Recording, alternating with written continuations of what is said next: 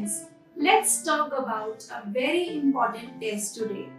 It is Pap smear test, which is the test for cervical cancer screening.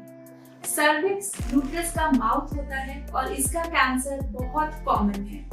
Pap smear screens the females for the presence of any precancerous or abnormal cells through this test.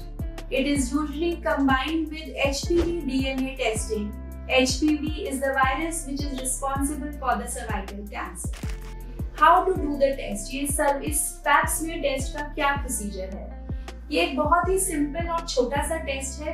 इसमें females को हम after voiding their bladder, we ask them to lie down on the examination couch और एक छोटा सा speculum डाला जाता है to see the cervix, and then a spatula or a brush is inserted to take the fluid inside and outside of the cervix. This fluid is then collected in a small vial and is sent to the pathology lab for testing. This screens for the abnormal cells, for the precancerous or the cancerous cells in the body. ये किस age group में कराना चाहिए? So every female more than 21 years of age should undergo this test, and it should be done every 3 years up to 65 years of age. लेकिन अगर आपकी Pap smear HPV DNA के साथ करा रहे हैं तो ये टेस्ट आप 5 years के इंटरवल पे भी करा सकते हैं.